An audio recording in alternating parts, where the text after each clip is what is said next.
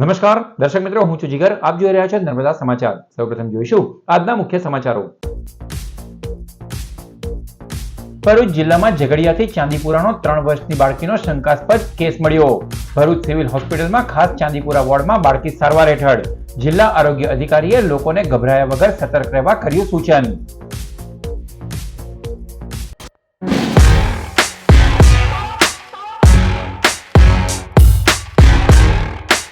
ઝઘડિયા તાલુકામાંથી ભરૂચ જિલ્લાનો ચાંદીપુરા વાયરસનો એક શંકાસ્પદ કેસ સામે આવ્યો છે. 3 વર્ષની બાળકીને ભરૂચની સિવિલ હોસ્પિટલ ખાતે વિશેષ વોર્ડમાં દાખલ કરવામાં આવી છે. બાળકીની સ્થિતિ હાલ સ્થિર છે અને તેના સેમ્પલ ચકાસણી માટે ગાંધીનગર લેબોરેટરી ખાતે મોકલી આપવામાં આવ્યા છે. ભરૂચ જિલ્લા મુખ્ય આરોગ્ય અધિકારી ડોક્ટર મુનિરા શુક્લાએ લોકોને ગભરાયા વગર સાવચેત રહેવાની અપીલ કરી છે. બાળકોને ખૂબ ઊંચો તાવ, ઉલટી અને ઝાડા, માથાનો અસહ્ય દુખાવાના લક્ષણો દેખાય તો તરત આરોગ્ય કેન્દ્રમાં ખસેડવા જણાવાયું છે. તંત્ર દ્વારા સિવિલ હોસ્પિટલ ખાતે વેન્ટિલેટર સહિતની સુવિધાઓ સાથે ચાંદીપુરા વાયરસ માટે ખાસ વોર્ડ તૈયાર કરાયો છે. જિલ્લા કલેક્ટરે પણ આ વોર્ડની મુલાકાત લઈ જરૂરી માર્ગદર્શન આપ્યું છે. જિલ્લાના તમામ સબ સેન્ટર અને તાલુકા સ્તરે આરોગ્ય ટીમો દ્વારા હાઉસ ટુ હાઉસ સઘન સર્વે કામગીરી ચાલુ છે. શંકાસ્પદ કેસવાળા વિસ્તારમાં મેલિથોનિન પાવડરનું ડસ્ટિંગ તેમજ મચ્છર અને સેન્ડ ફ્લાયના ઉપદ્રવને રોકવા માટે એન્ટી લાર્વા કામગીરી શરૂ કરવામાં આવી છે. લોકોને ક્લોરીનયુક્ત પાણી પીવા માટેનો અનુરોધ કરવામાં આવ્યો છે. નમસ્કાર, હું ડૉક્ટર મુનિરા શુક્લા, મુખ્ય જિલ્લા આરોગ્ય અધિકારી, જિલ્લા પંચાયત ભરૂચ. ભરૂચ જિલ્લાની તમામ જનતાને અમારે સતર્ક પણ કરવાની છે અને બધાને એક મેસેજ આપવાનો છે કે અત્યારે ચાંદીપુરા વાયરસનું રોગચાળો ચાલી રહ્યો છે. આ રોગચાળાથી ગભરાવાની જરૂર નથી, પણ આપણે સતર્ક રહેવાની જરૂર છે. આ રોગ બાળકોમાં 0થી લઈ અને 14 વર્ષના બાળકોને થઈ શકે છે, જેના શંકાસ્પદ લક્ષણોમાં હાઈ ગ્રેડ એટલે કે ઊંચો તાવ આવવો, ઉલટી થવી, માથાનો દુખાવો થવો, ઝાડા થવા અને કદાચ જો આપણે ધ્યાન ન રાખીએ તો 48 કલાકમાં ખેંચ આવે અથવા તો બેભાન પણ થઈ શકે છે. તો જ્યારે પણ આવા લક્ષણો જણાય તો નજીકના પ્રાથમિક આરોગ્ય કેન્દ્ર કે શહેરી આરોગ્ય કેન્દ્રમાં અમારા મેડિકલ ઓફિસરને તાત્કાલિક એની જાણ કરવાની છે.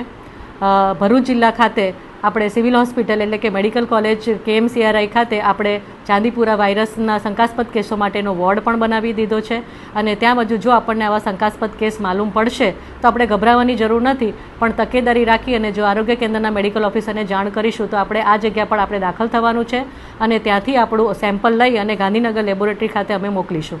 અને એ માટેની વેન્ટિલેટર સાથેની તમામ તૈયારી આપણી હોસ્પિટલમાં ઉપલબ્ધ છે.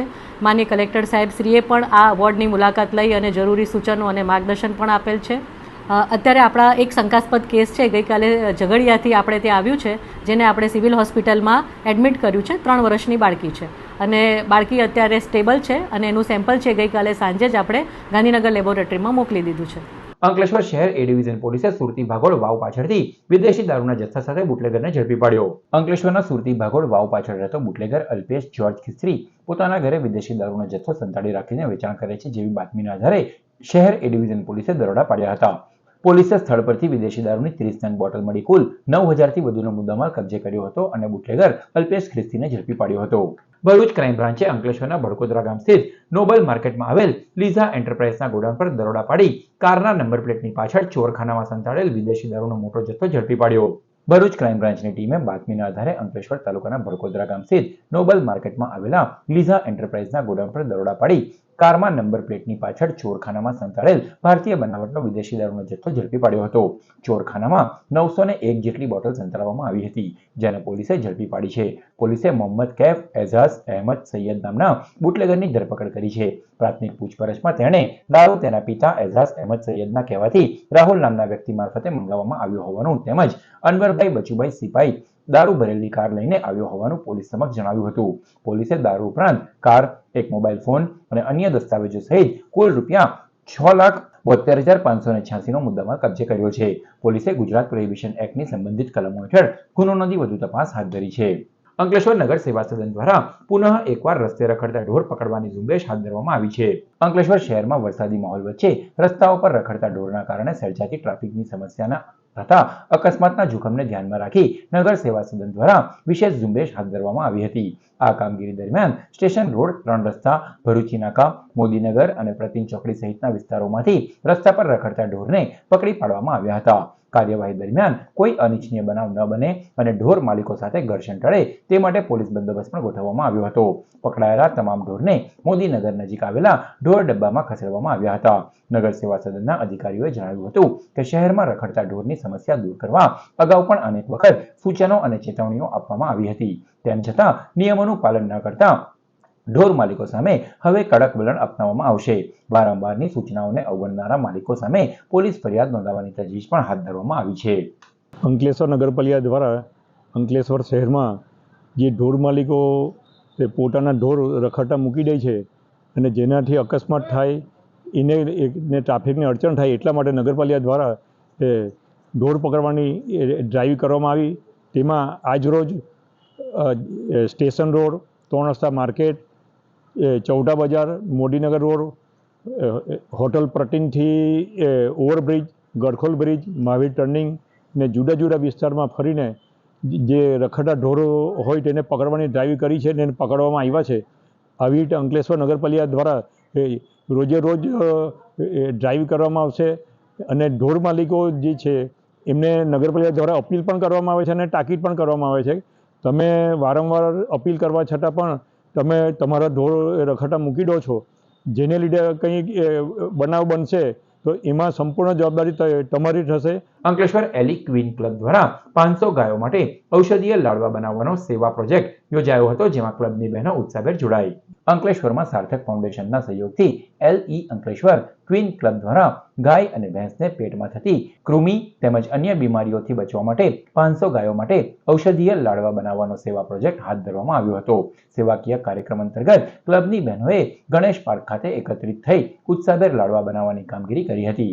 બહેનોએ સેવાભાવ સાથે આ કાર્યમાં ભાગ લઈ પશુઓના આરોગ્ય અને કલ્યાણ માટે પોતાની સામાજિક જવાબદારી નિભાવી તૈયાર કરેલી ઔષધીય લાડવા રાત્રિના સમયે યુવા ટીમ દ્વારા ગાયોને ખવડાવવામાં આવશે, જેથી પશુઓને કૃમિ અને અન્ય પેટ સંબંધિત સમસ્યાઓથી રક્ષણ મળી શકે અને તેમની તંદુરસ્તી જળવાઈ રહે. આ પ્રસંગે ક્લબના હોદ્દેદારો અને સભ્યોએ જણાવ્યું કે સમાજ સેવાની સાથે જીવદયા અને પશુ કલ્યાણ માટે આવા પ્રોજેક્ટો ભવિષ્યમાં પણ સતત હાથ ધરવામાં આવશે.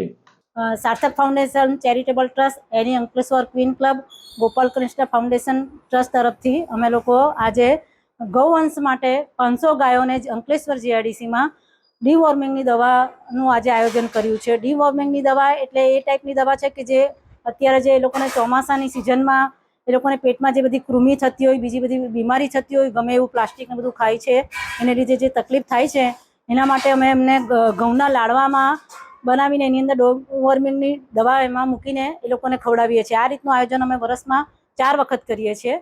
અંકલેશ્વર મામલતદાર કચેરી ખાતે જિલ્લા કલેક્ટરની અધ્યક્ષતા હેઠળ તાલુકા કક્ષાનો સ્વાગત ફરિયાદ નિવારણ કાર્યક્રમ યોજાયો હતો. રાજ્યના નાગરિકોના પ્રશ્નોને ઝડપી અને અસરકારક નિરાકરણ લાવવાના ઉદ્દેશ્યથી સ્વાગત ફરિયાદ નિવારણ કાર્યક્રમની રાજ્ય અને જિલ્લા કક્ષાએ મળેલી સફળતા બાદ રાજ્ય સરકાર દ્વારા નાગરિકોના ગામ કે તાલુકા કક્ષાનો પ્રશ્ન અસરકારક અને ન્યાયિક રીતે હલ થાય તે માટે તાલુકા કક્ષાએ તાલુકા સ્વાગત ફરિયાદ નિવારણ કાર્યક્રમ યોજાઈ રહ્યા છે. ત્યારે આજરોજ અંકલેશ્વર મામલતદાર કચેરી ખાતે ભરૂચ જિલ્લા કલેક્ટર ડોક્ટર નવનાથ ગૌહાણીની અધ્યક્ષતા હેઠળ તાલુકા કક્ષાનો સ્વાગત ફરિયાદ નિવારણ કાર્યક્રમ યોજાયો, જેમાં પ્રાંત અધિકારી ભવદીપસિંહ જાડેજા, મામલતદાર રાજન વસાવા સહિતના અધિકારીઓ ઉપસ્થિત રહ્યા. આ સ્વાગત ફરિયાદ નિવારણ કાર્યક્રમમાં અરજદારોના 16 જેટલા પ્રશ્નો રજૂ કરવામાં આવ્યા. અરજદારોને રૂબરૂ સાંભળીને તેમની રજૂઆતો અને પ્રશ્નોનો હકારાત્મક નિકાલ કરવામાં આવ્યો હતો. ભરૂચ કલેક્ટર સાહેબ શ્રીના અધ્યક્ષસ્થાને અમે ફ્લાવર બંગલોના રહેવાસીઓ અમારી ફરિયાદના અનુસંધાનમાં રજૂઆત કરવા આવ્યા હતા. એની અંદર અમે જ્યારે વિરલભાઈ બિલ્ડર પાસેથી અમારા બંગલો બૂથ કરાવ્યા ત્યારે એમને સ્પષ્ટ કહ્યું હતું કે તમારા 27 બંગલાની જે સોસાયટી છે એને એક કમ્પાઉન્ડ સાથે પેક કરીને અને સિક્યોરિટી સાથે અમે તમને આપીશું. પરંતુ જ્યારે અમે લોકો સોસાયટીમાં રહેવા આવ્યા ત્યારે એ કમ્પાઉન્ડ વોલ તોડીને અને એને અમારી સોસાયટીના રસ્તાને જાહેર રસ્તા તરીકે એનો દસ્તાવેજ કરાવીને એની અંદર ગેરરીતિ અને અમારી સાથે છેતરપિંડી કરી છે. એ સંદર્ભમાં અમે આજે કલેક્ટર સાહેબને રજૂઆત કરી.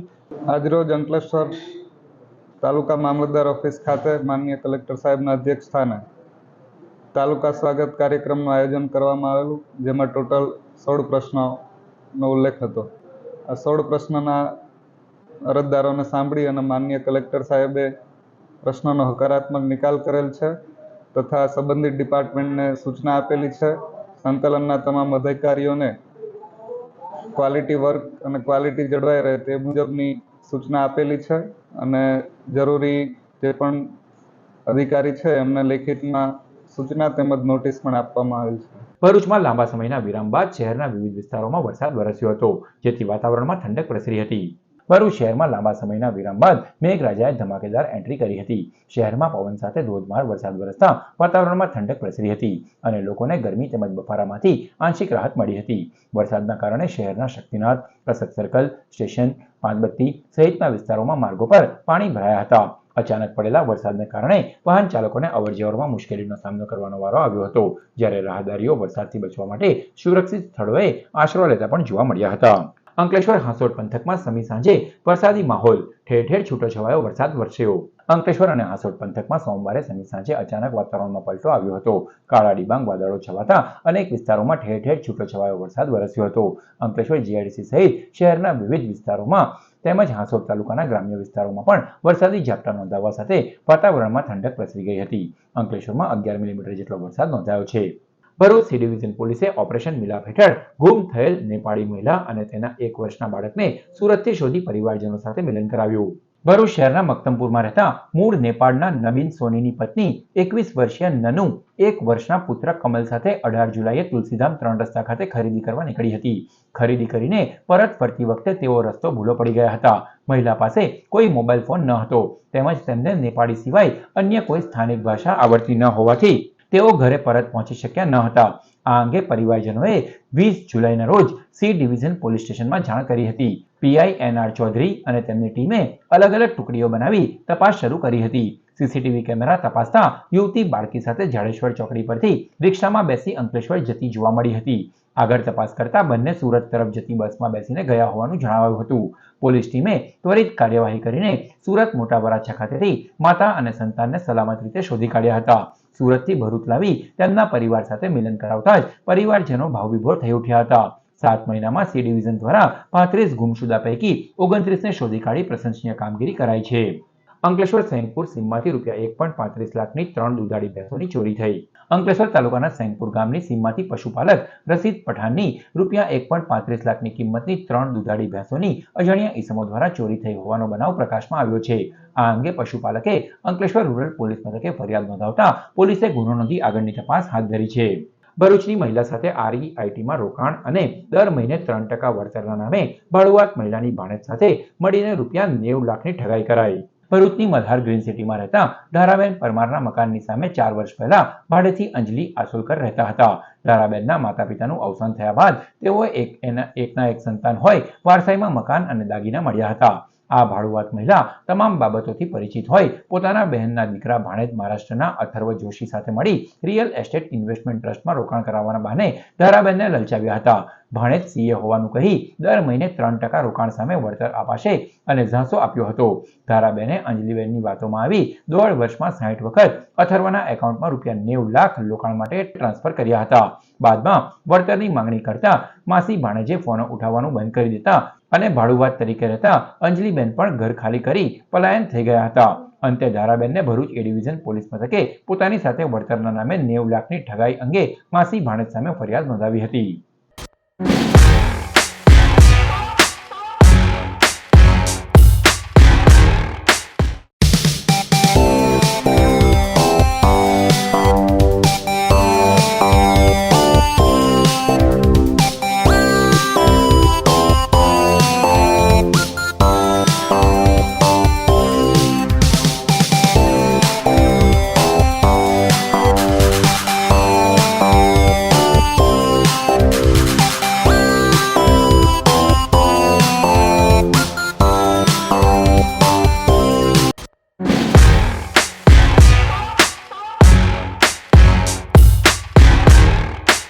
સમાચાર પૂર્ણ કરતા પહેલા મુખ્ય સમાચારો પર ફરી એક નજર. ભરૂચ જિલ્લામાં ઝઘડિયાથી ચાંદીપુરાનો 3 વર્ષની બાળકીનો શંકાસ્પદ કેસ મળ્યો. ભરૂચ સિવિલ હોસ્પિટલમાં ખાસ ચાંદીપુરા વોર્ડમાં બાળકી સારવાર હેઠળ. જિલ્લા આરોગ્ય અધિકારીએ લોકોને ગભરાયા વગર સતર્ક રહેવા કર્યું સૂચન. તો આ હતા અત્યાર સુધીના નર્મદા સમાચાર. નવા સમાચારો સાથે ફરી મળીશું. નમસ્કાર.